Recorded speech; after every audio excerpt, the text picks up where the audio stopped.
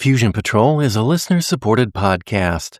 Find out how you can help support us at patreon.com/Fusion Patrol.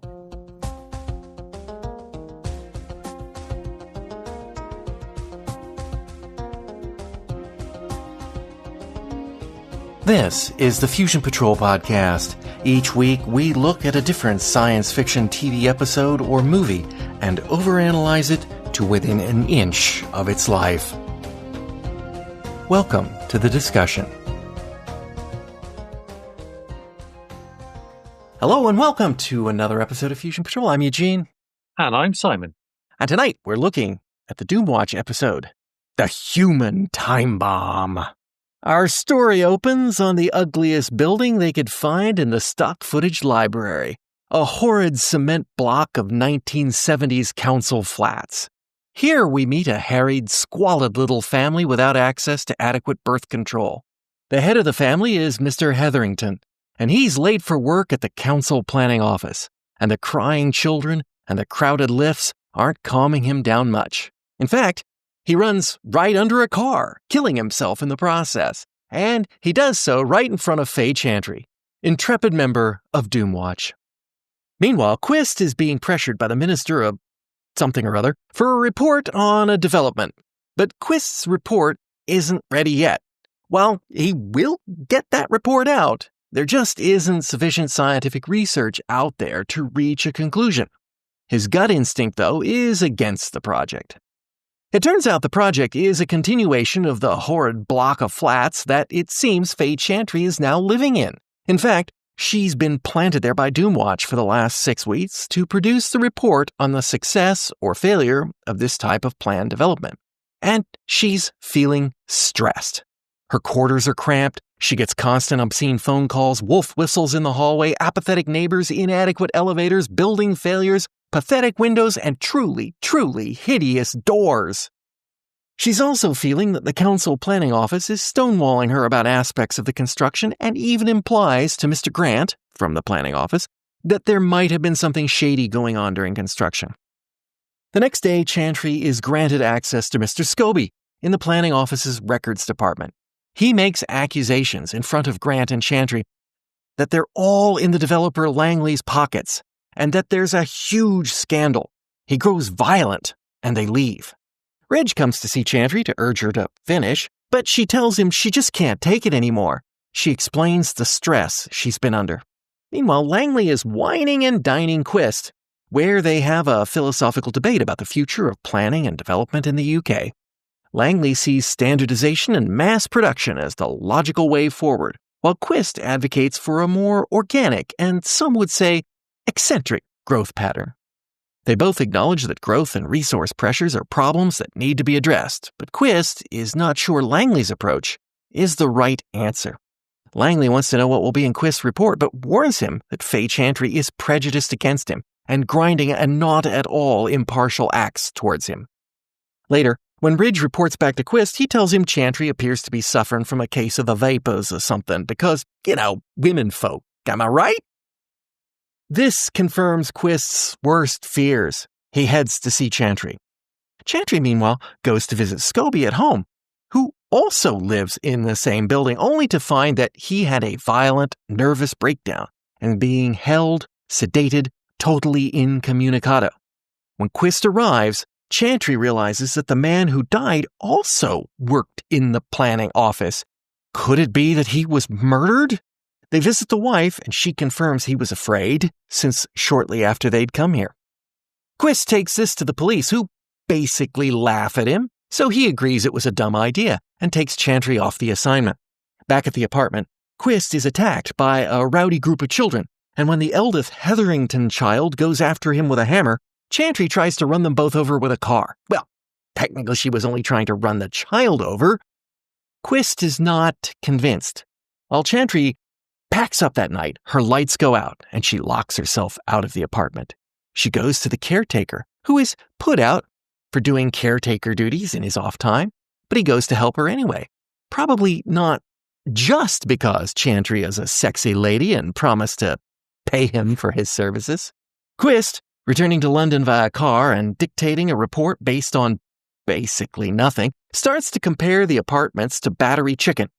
But when he realizes that chickens are nasty animals, the light bulb goes off, and he heads back to Faye, finding her about to kill the caretaker with his hammer. Chantry was suffering, like the other residents, from the somewhat paradoxical isolation and overcrowded conditions, resulting progressively in a loss of self-identity, insecurity, and fear. In his report, he proposes a royal commission to be formed on the roots of violence in modern society. Oh, The Human Time Bomb by Lewis Marks. What did you think of this episode, Simon? Town and country planning, by the way. Town and country, was that the minister? Minister Yes. of Town and Country Planning? I mean, that was not obviously the minister, that was his, I don't know, permanent secretary or something, but yeah. No, but it was the Minister for Town and Country Planning who the report was being prepared for. Okay.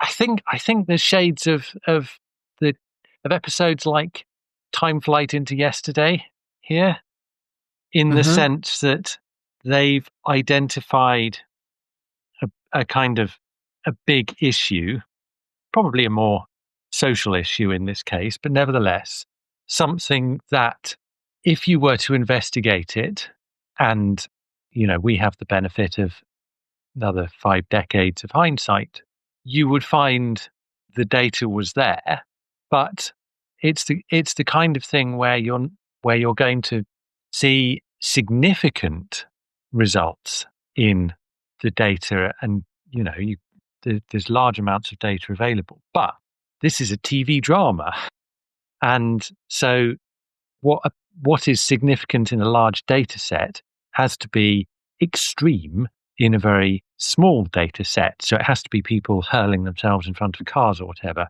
And so you end up with this extremely strange contrivance where the effects have to be very visible and very immediate, however implausible that is. And you also get every character basically living in the same tower block. Even though the idea that the people who designed and constructed this tower block would actually be the type of people who had to live in it is pretty implausible in my view. I mean, I'm ready to stand corrected if people want to tell me that, oh yes, such and such an architect or civil engineer was actually housed in one of these places, but that's not what they were for. Yes, so I have questions, and I'll start with the questions. Is that, I think I characterized it as it, but I will make sure that I am correct in that would be considered a council flat? Well, you see, that's a good question. I think the answer is almost certainly yes, but that hadn't even occurred to me. Partly, I guess, because of the massive decrease in housing provided directly by councils. And could you explain what a council flat is for our Americans who we just kick our poor people out on the streets? So it would, what we're talking about is housing that is built for those who cannot afford a high rent. And it was predominantly built by local authorities, and the changes that I've alluded to sort of came about in the 1980s when a lot of council housing was sold off very cheaply to the residents. But of course, then what happened was a escalation in house prices as all the ex-council housing stock immediately increased in value because there was nothing to hold the prices down. But let me ask this question: council housing, say 1980s? Yes. You said that was sold off. So Margaret Thatcher? Yes, indeed, correct. Okay, just checking. Well, consistent. It's not a conservative policy. It's something that has been policy across all governments. It's the implementation that is questionable. The issue with the Thatcher government, of course, was that they didn't replace the housing stock, and that was what caused prices to increase because obviously scarcity. And this is the fundamental problem. You've got more people needing housing than you have housing available, and the quality of the housing is perhaps very low. And council housing, I should say, needn't be high-rise tower blocks. But the tower blocks of the 1950s and 1960s were seen as the solution to provide high-quality housing at a much lower price than had been, previously possible. And therefore, this was the wonderful solution, because it would mean that loads and loads of people would be able to move into these high quality flats and upgrade their standard of living. And that was the theory. So they are owned by the local council, Very probably, or are they sold to the people? They were rented or given, or the chances are that these flats would have been owned by the local authority and rented at below market rates to the tenants. Okay. And would you have to qualify? So in other words, you'd have to demonstrate that you are not a person who can afford a mansion somewhere? Or is that not part of the equation? I'm not absolutely sure about the answer to that. Possibly. Okay. Although you may have noticed that the actual flats as depicted in this were of a quite strictly limited size. So the demand management may have come about on the basis that if you could afford something larger, then you most probably would. Okay, that's a very capitalistic concept. And I'm going to guess subletting was not allowed, so yeah. Oh, yeah. Okay, this sort of thing, at least I suspect there are things like this elsewhere in the United States. It's such a big place. There's nothing like this in my experience in the wide open West of the United States. So we just don't, the government doesn't help people with rent problems. That would be compassionate. That's quite tight. Let's go on. Absolutely. How would the billionaires make a profit off of that? This doesn't make any sense. The people in this, I guess maybe the thing that I noticed, certainly Mr. Hetherington at the beginning, he had a bit of an accent, which implied to me that he was from one of the lesser favored parts of the United Kingdom when it comes to wealth and prosperity. But well, he wasn't from Ampleforth. Is Ampleforth a real place? Oh, yes. Oh, I see. I thought that was the name of the apartment blocks. I assumed the apartment blocks were in Ampleforth. Okay. They just kept calling them Ampleforth, and I thought, okay, that's the name of the planned development. But I guess it could be. I knew it wasn't London. I just didn't. I was going to ask you if you had any clue where this was supposed to be geographically. Well, I've never been to Ampleforth. I don't know. I had always imagined it was a smaller place than would have tower blocks like this. It has a famous private school there, and it's in Yorkshire. Okay. All right. Well, that's getting up there in the north. Mr. Hetherington, I believe, would have been Welsh. Yeah, that's what I thought. I thought basically if I'd been watching that episode and it had been made in the United States, there is just absolutely no doubt that the family depicted as that would have been of color. Just absolutely positively. That would have been the shorthand for this is a poor family with too many kids that can't afford. Although the fact that he had seems like a pretty good job does kind of belay that image. But I kind of got the impression that everybody here was pretty working class. Well, but that so this is where the issue I have with the idea that people like Hetherington and Scobie would be living in the apartments doesn't seem to me to quite stack up, because they would be able to afford not to. And however well-intentioned and however Brave New World-ish this project would have been, it's clear from the scene with the local planning fellow, whose name I've temporarily forgotten, where he says, where he tells Chantry that her apartment as a special favour is a apartment for I think she's in a family apartment. She's in a family B2 unit. In a B2 unit, that was it. So it's larger. So there's clearly a strict limit on size here, and the fact was that in the Hetherington family's apartment, the bed was in the dining room, so it was Yes, I noticed that. Somebody's bed was, yeah. what estate agents would no doubt call bijou, and so it didn't quite stack up for me, and I think I think time has shown, and probably this you're already into the 1970s.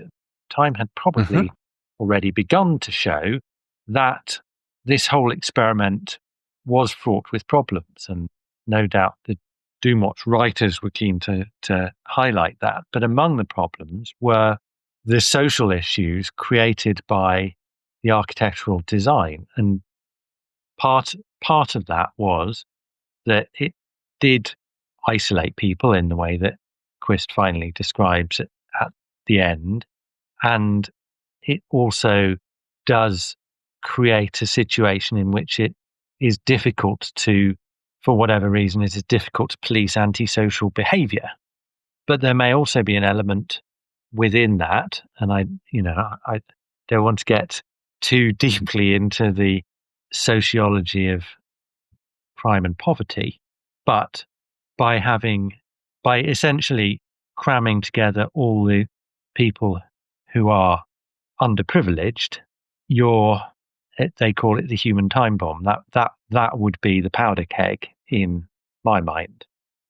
And that was my thought too. I mean, if you, again, because I'm not familiar, at least in a firsthand way, with this kind of subsidized housing, that I can imagine that it would be a collection of poor people, for want of a better word, because that's who it would be aimed to serve.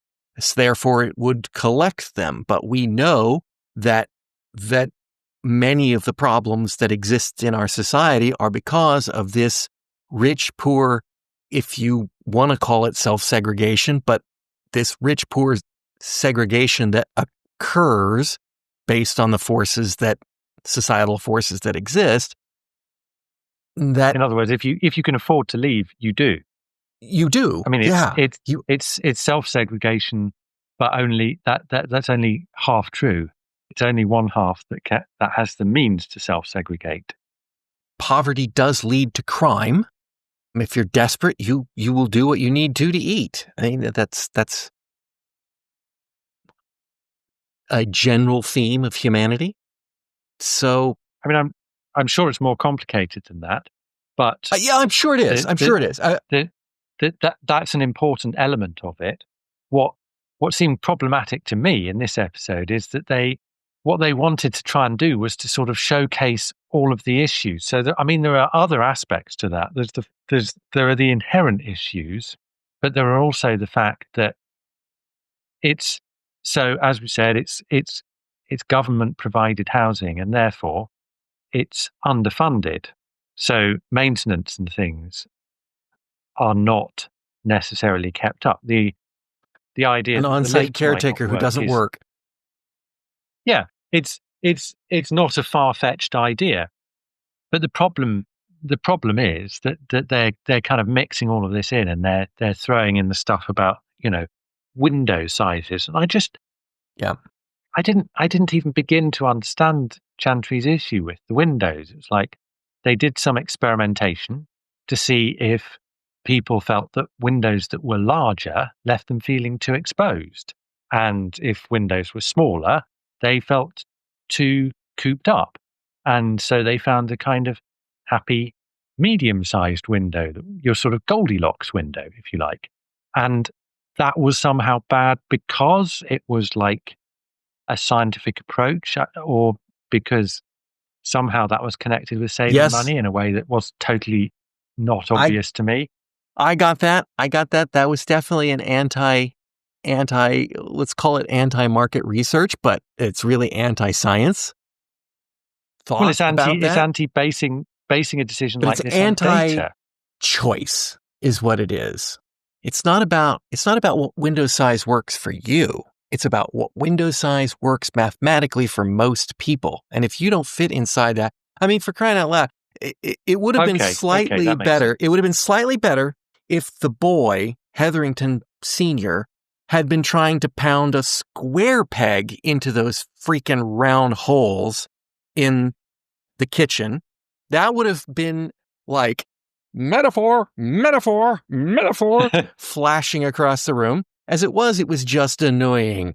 It's like, but yeah, it's like, well, I can't even. So, for example, where I live, which is a city that has been here for 100 years. It wasn't a city all that time, but, and since the 40s, when air conditioning made it a viable place to live, it's been built in housing developments. Developers come in, buy up a big chunk of land, plan out a community, and yes, there's single-family houses or occasionally duplexes and sometimes apartment complexes, sometimes combinations thereof. But any housing development you go into, the windows are all the same size.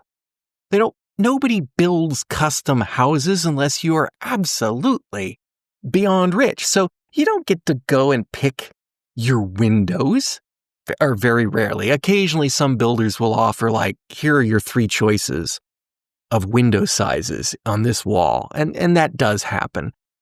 And perhaps for exactly the reasons Langley was talking about with Quist, that, is it a question of whether people have choice or whether people have been programmed or conditioned to believe they have choice when they don't really? Or perhaps it is because this is the first time that it's a question of scale. It's the scale that it's being done on.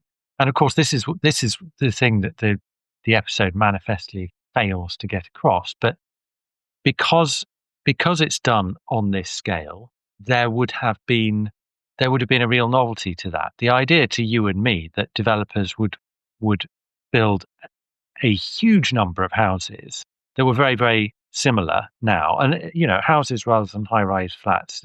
It doesn't matter what. It's the scale on which it's been done. That in itself would have been a new thing, rather than developments having been done on a much smaller scale. A few houses or maybe a street at a time. I mean, I was lucky enough to grow up in a Victorian terraced house, and that was mass accommodation in a sense. And yeah, more or less, our windows were the same size, and you could go row after row of street after street, and you could see windows that were more or less the same size. But if you look carefully, you would actually find that every 4 houses, something about the design changed. So when they built them, they individualized the properties so that, and their mirror image houses. So actually, one house would only be identical to one other house. Every other house would be different. And I'm gonna, question how much change is enough change. I mean, I get the word identical means identical, but when the conversation about cars, you can have any color you want as long as it's black. But then Quist goes, but now I can get them in all different colors. And he goes, yeah, that's my point. Marketing has just given you some choices so that you think you're getting individual and but really you're not. And it's true. I mean, I drive past so many identical Priuses to mine. Once you get one, suddenly they're everywhere. I look out, I'm like, same color, same year, that's darn. I thought I was like unique down the street, which is obviously not true, but yeah, none of these things, frankly, that they picked a good window size does not sound bad to me. But she also says that you do things at a level. So she doesn't exactly say that. Well, she does say it's wrong, but it's not quite for the reasons characterized. The window might be too big, the window might be too small, but then she goes on and sums that up. You make everything to the minimum degree that humans can tolerate. Yes. Right? Which is an it's not going to be a question. Point. They're not going to they're not going to keep making the window bigger and bigger until it's too expansive for you. They're going to make the window smaller and cheaper until you can't take it anymore. So I think that was the ultimate that would have goal been if she hadn't said, they're too big and you feel too exposed. If the example had been the windows are made as small as they possibly can without people going mad or whatever. And there's a similar not enough thing room with to jump out them. Talking about the size of the lift being based on hard mathematics and so forth. And again, it's an interesting idea, and you can understand him getting angry about it just intellectually, in the sense that there is a kind of minimum level. That's his job, and it's his expertise. And absolutely. Absolutely. Yeah, and life would become intolerable. When Chantry says, to take 3/4 of an hour to travel 50 yards, you think, yes, I can understand that because of the scale of these things, because over a certain amount of time, that's something, someone having to wait an extra 6 minutes for the lift one day because it happens to be out of order is not a big deal. But if it happens day after day, or, several times a week, and not only that, but you've got hundreds and hundreds of people in this situation, and maybe some of them are very phlegmatic and are capable of tolerating life's annoyances, but you're also going to have at the other extreme people who are not, and have a tendency towards aggression already, and therefore are kind of tipped over. But it's not interesting drama. That's the problem. Mm-hmm. And it's not a time bomb. It's not a time bomb. So they're going out of their way to try and make this into something that has a more immediately dramatic effect on people than is plausible. I think I kind of wonder if Lewis Marks came to the Doomwatch writing script editor and said, got this idea about people living in cramped, these new horrible blocks of flats that they're putting up all over the place, and they're horrible living conditions, and who'd want to live like that when they could be on a nice green field, and I want to write this story, and I'm calling it The Battery People. And they said, oh, see, we got a problem. Like, oh, all right. Yeah. We've done that one. Right. Let's call it the human time bomb. All right. I'm going to have to go back and make this a little more explosive, eh? Huh? But Louis Marks has... Is it Louis or Lewis? Already... I don't know. I'm assuming he's British and probably he's Louis, but I don't know. So British Mr. Louis, Marks, Lewis is Louis. With an F. Yes, I think so. When I discovered that Louis Armstrong was actually Louis Armstrong, I was quite surprised, because I'd always thought that name pronounced Louis. But he does get called Louis Armstrong sometimes. Well, fair enough, but I believe he called himself Louis. Okay. I've always wondered about that. So anyway, Mr. Marks has, I thought, explored these themes of the kind of people from a kind of background of living in a bucolic idyll somewhere, and then being sort of transported into a very industrialized modern day. He did it incredibly effectively in The Islanders. Mm-hmm. But this doesn't have the same. It doesn't have the same narrative strength or dramatic impact. How great would this story have been if the building was filled with the people from the invasion? It would have been interesting. Oh, well, they missed one there. Maybe in the revival. There's another big problem, I think, with this episode. And in some sense, it's a throwback to Series 1 Quist, who was, I felt, a more difficult character to have any sympathy with. I'm not saying he's extremely sympathetic in Series 2, but as a manager of his department, he certainly had some failings. And the way in which this one is dealt with is that we have Chantry as the battery person being cooped up, and the effect that it has on her is to, as it does on Hetherington and Scobie and other people, is to make her extremely anxious and to make her to exacerbate her reactions to certain situations. But they're real situations, they're real frustrations, and there are actually genuine fears around threats of violence there. So,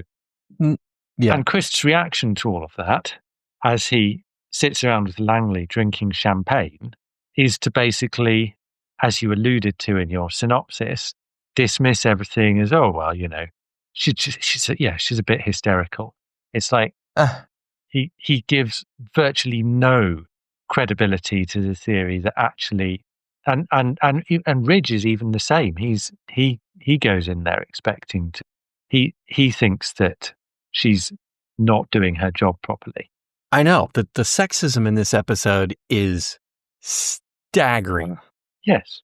Just, I say, when Ridge goes to see her and he talks with her, she tells him some of the problems she's having, and Ridge goes back and just makes up crap whole cloth. Oh, I think she's just missing her daughter who's got asthma off in the countryside, and it's just, how women are. I was like, okay, did you mention the obscene phone calls? Did you mention the problems that she's told you about with the planning commission and with all of the stuff going on there and the people dying and things? Oh, no, it's just, women. Yeah. And Ridge is obviously a pig. Has always been. He's written as a chauvinist pig, but even that seemed over the line to me. That just seemed like, yes, because he's exploitative rather than unsympathetic normally. Yeah, I think Quist has a tendency to be more unsympathetic, but the whole kind of pull yourself together, Faye, it shows absolutely no curiosity about her state of mind, which in itself is strange enough, because you're thinking, well, you've put someone into this situation. Wouldn't you be monitoring their health, both in physical and mental terms, apart from anything else? And certainly not to have any sort of trust in one of your team like that. It's just extraordinary. Yeah. And Quist to just be like, I was afraid of that. It's like, yeah, exactly. Wow. It's just confirmed my worst suspicions. It's, my fault. I should never have employed a woman in the first place. What was I thinking? Yeah, it was bad. And then at the end, when Quist actually arrives at the hammer scene, yes, he obviously, Chantry is having a bit of a breakdown there. She's reacting in ways that no one would suggest would be the best way to react. Yeah. But I would question, the implication is that it's not a justifiable way to react. And so Quist turns up and finds the caretaker there and immediately takes the side of the caretaker. And yet, literally seconds before, regardless of Chantry's state of mind, she's asked the man to leave her flat, and he has refused. There's no question of an implied threat there. It's explicit. And yet that in itself is just dismissed, and almost worse than it being dismissed by Quist. It's dismissed by the program makers. I'm going to say that I felt, and in no way justifying, absolutely not. I'm trying to wind my way through the mindsets of the characters here.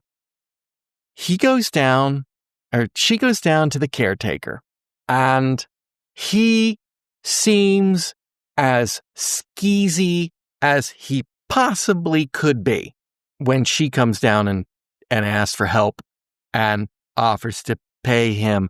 And I'm trying to imagine in my mind that he's thinking this is like something he's seen in a porno.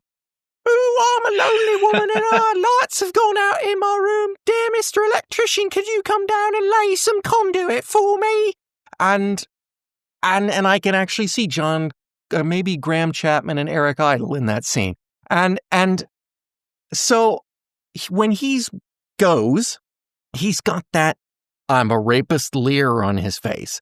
And when he goes up the elevator, he's saying things like, so you're living all alone, are you? You're feeling kind of lonesome. He's got that rapist sneer on his face. But when he fixes the lights, yes, he doesn't leave, but the actor's not playing it quite the same anymore. He's not playing it as skeezy as he was down in the elevator. And I'm like, wait, is this supposed to be a misunderstanding? And he's just, in 1970, you don't know to get out, or is he really there to try to, is he there to try to rape her, or is he there because he thinks she's leading him on, which is still rape, but I mean, you know what I mean. In the scheme of 1971 context, I couldn't figure it out because it did feel like he changed a bit. I'm not saying he was right. I'm just saying he was not as bad as he was in the elevator or in the hallway.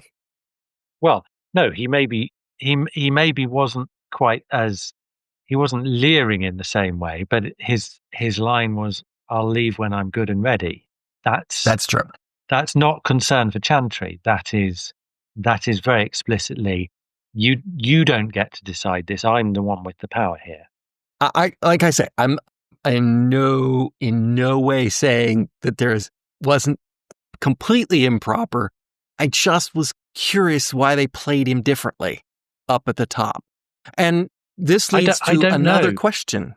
Was there a plot to fluster Chantry, or is this all paranoia and circumstance?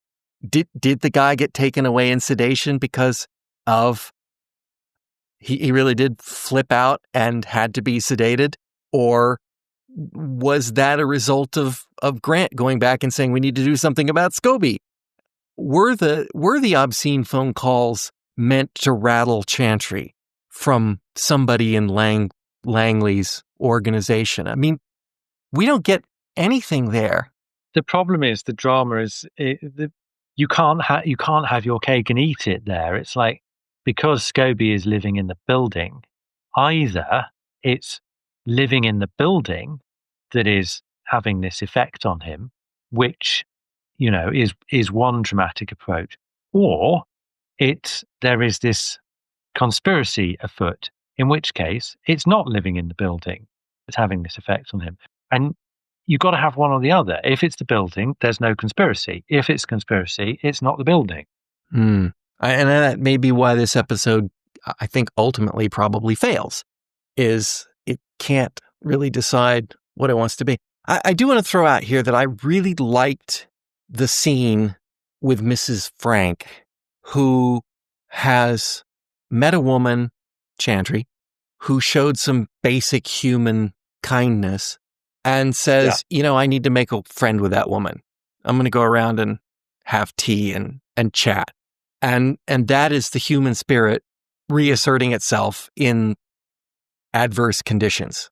This is a woman who is going to adapt and survive and perhaps not devolve into a chicken biting the beaks off of each other. And so I did like that scene. Yes. And I think one of the things that the episode actually does do quite well is to create this sense of social isolation within the building. And so the scene you're talking about exemplifies this by illustrating how lonely this Miss Frank is. And you see how keen she is to find someone who she can talk to, someone who she can connect with. And she just needed an excuse. Yeah. But it shows how isolating it is for her normally. And it's only because there was this dramatic, terrible incident that she was brought into contact with Faye in the first place. Yeah, and she did, give the tale about how it used to be when she lived in a house and, she'd see the other woman's kitchen over the fence, and so that'd get them talking. It just kind of, I think the whole thing highlighted is that there are people who will do that, who will find a way to make a connection. And maybe certainly she's lonely, but it takes something. There just has to be like a catalyst in the mix that gets you to break that barrier. And in this case, she saw an act of kindness from Faye, and she said, well, there's a person that I'll give it a try. So I think the scene was kind of necessary in the course of the film to kind of show the impact on people who aren't freaking out and jumping under buildings. Yeah. My notes are in very bad order, so if this makes no sense where we're going next. In 1971, there were approximately, rounding, 56 million people in the United Kingdom, per the census. And according to Langley, in the year 2000, there's going to be 80 million people in the UK, which is a pretty good jump. Yeah. However, there were, in fact, actually only 59 million people in the United Kingdom in 2001. I was going to guess 60, so there you go. But we haven't reached 80 yet. No, you're at 65 million now, as of 2016. So all those problems that they were having went away when everyone left for Brexit. I'm curious as to why they were predicting such a population increase. Was it unrestrained birth? Was it immigration? I think it was laziness. I think what they were driving at was there are these big conversations where they say, this again, it's this artificial deadline. We've got to get this report right, as in we've only got 6 weeks to write this report, but it's going to define how we live as a species for the next 100 years. That does seem a little... It's hyperbolic. Hyperbolic, yes, that's the word I was looking for. I think the year 2000, I remember the year 2000. I don't remember the year 1971, but I remember the year 2000 seeming like an awfully long way into the future. And that said, that was sometime after 1971, it would have had to be.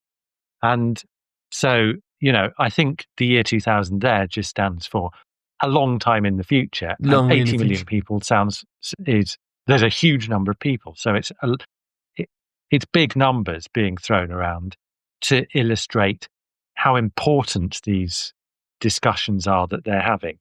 These are the same stable of writers, although I don't think Louis Marx ever did anything for Space 1999. That in early 1970s predicted that we would have moon bases in the year 1999, and I remember. I can say absolutely when that show came out, I thought, wow, 1999 is a long, long way off. I'll be 35. Well, exactly. So I'll be so old. And I'm looking back on that from the same distance, the other direction. Right. Just about. Is it proper that Quist was having dinner with Langley? No, I don't think so. I thought that was odd. I would have interpreted that as, and just from the staging, here's a drink, here's this big meal. Langley's footing the bill on that. That smacks of bribery. Surely. Yeah. And it worked because Quist immediately takes Langley's side over Chantry. Because, she's a woman, and she didn't buy me a huge dinner and drinks. So, I know I think that point was being made none too subtly with the whole, have some more champagne, but nevertheless, I think you're right. That layout of food that was on that table was kind of ridiculous when you looked at it. It's like, wow, that's bribery food. That's a bribery meal. He wants something from Quist. I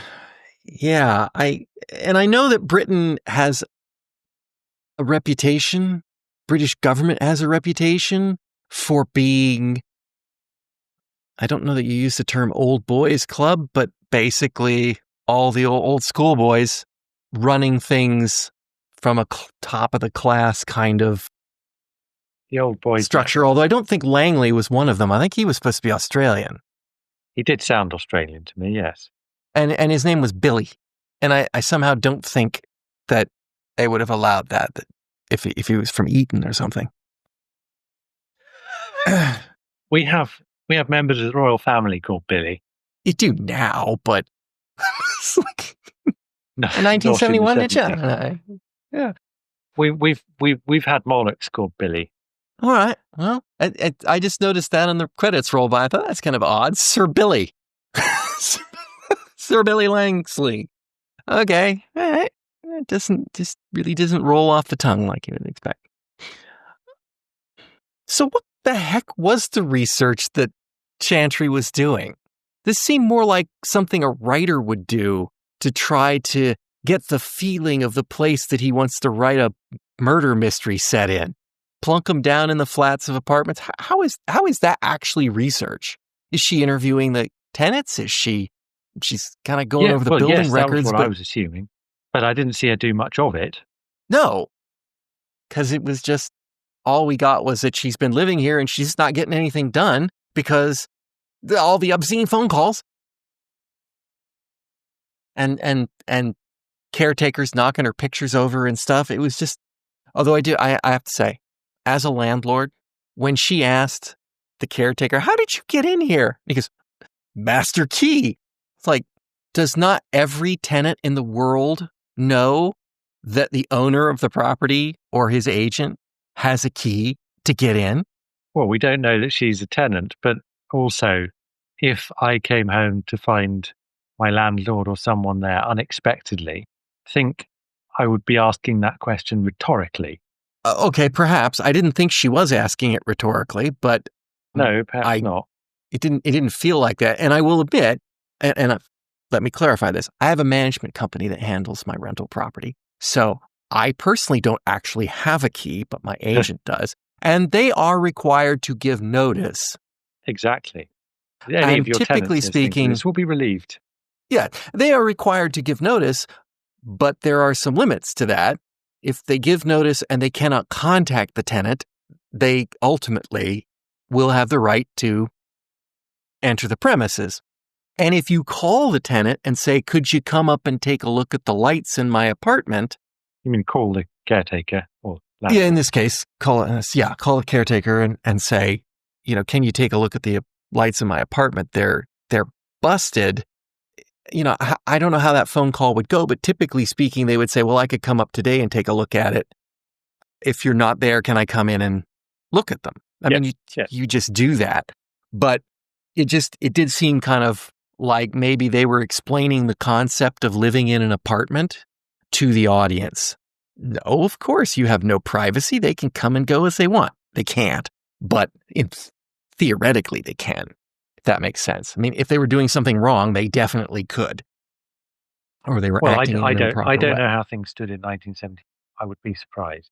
Yeah, I'm sure that there are rules with regards to occupancy and privacy and whatnot. But there's also, I mean, eventually they could be dead and somebody's going to have to go in there and find out if they've died in the apartment or they've abandoned the apartment and not told anybody. I mean, this at some point. But that is also, in fairness, that is also true of private property. Yeah, well, then it would be the police. Yeah.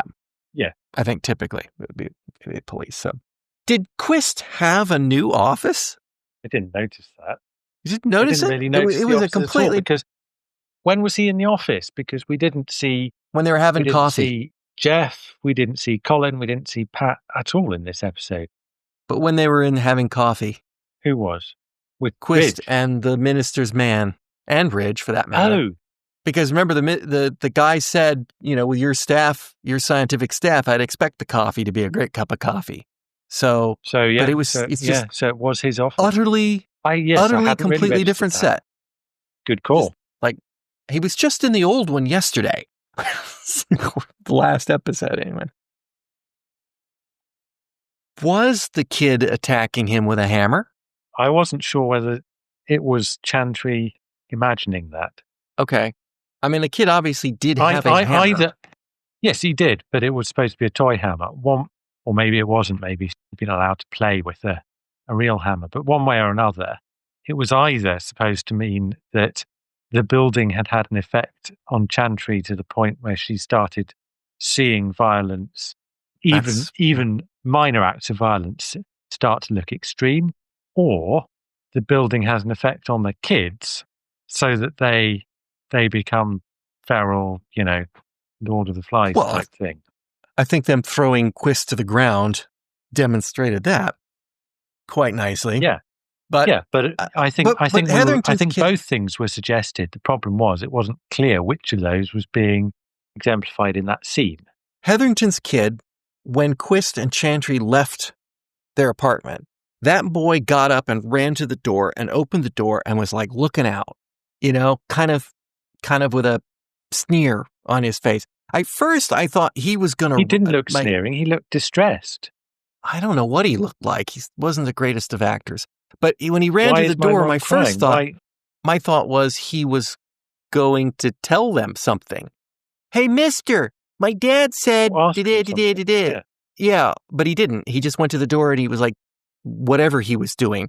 So, and then he also attacked the police earlier in the episode. I can't remember, but frankly, Drew was such an awful police officer. I would have no hesitation in forgiving him for attacking the police whatsoever. Yeah, but unless the kid knew him, because he just came in and was...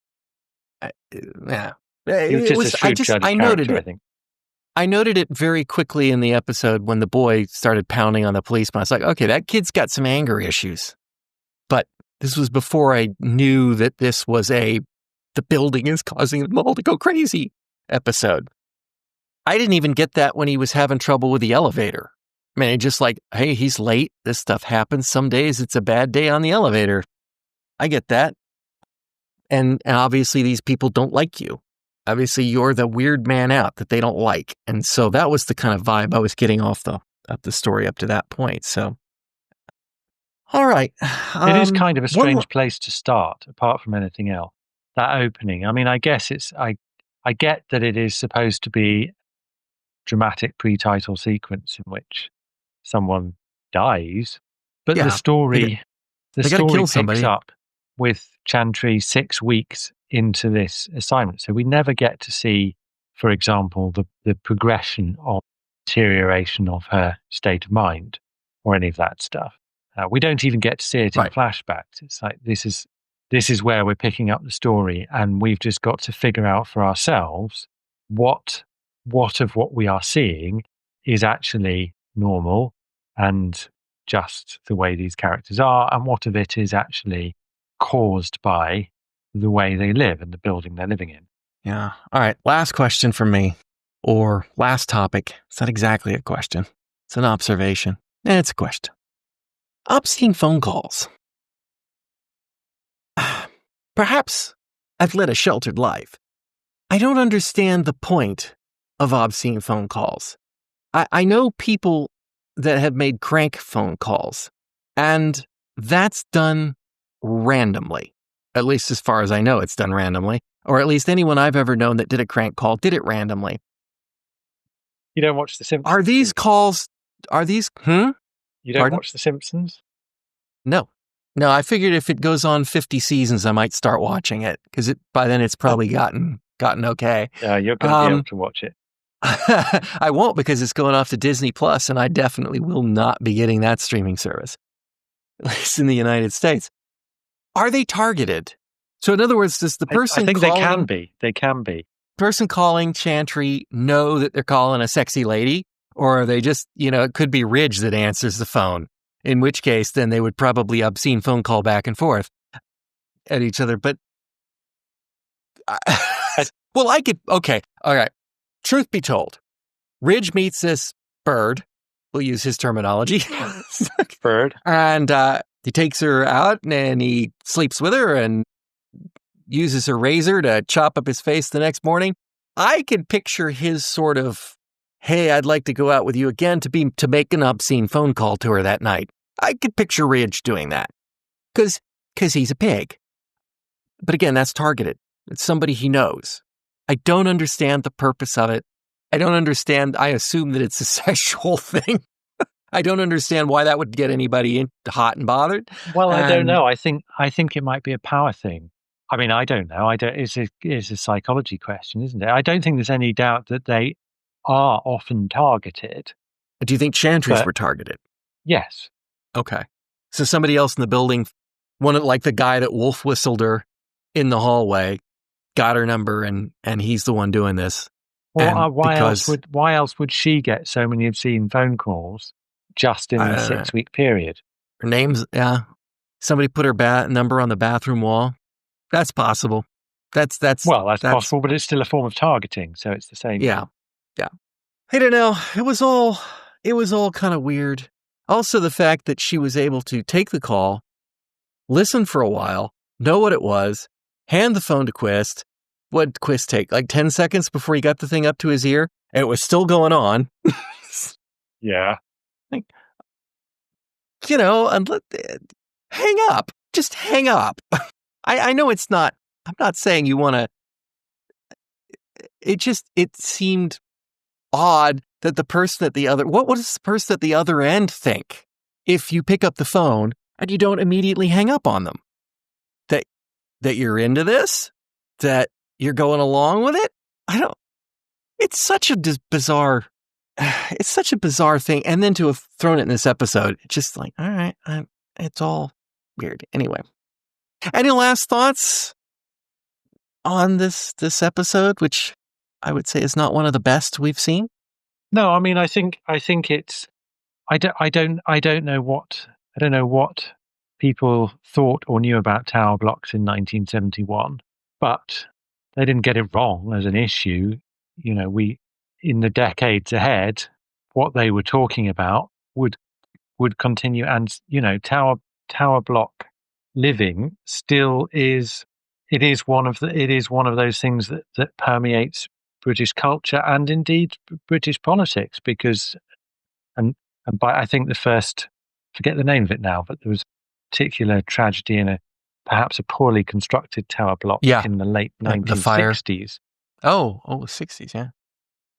And yes, here in London in 2017, there was a terrible, terrible fire in a tower block, which was exacerbated by refurbishment that was done cheaply and without proper attention paid to the fire regulations, building regulations. And so, from the point of view of having picked on an issue that was of great importance and which would remain so for at least the 50 years following, they've hit their mark. Again, the problem is the drama doesn't hit its mark. It's not it doesn't have the narrative that actually makes for any kind of dramatic impact within 50 minutes of the story. All right. Well, Simon, thank you for joining me. It's a pleasure, as always. And listeners, hope you'll join us all again next time on Fusion Patrol. You've been listening to Fusion Patrol, a listener-supported podcast. Find out how you can be a sponsor and get early access to all episodes and more at patreon.com/Fusion Patrol. Come join the conversation on Facebook or Twitter. All episodes are available at FusionPatrol.com. Our music is Fight the Future by Amber Wolf. This has been a Lone Locust production.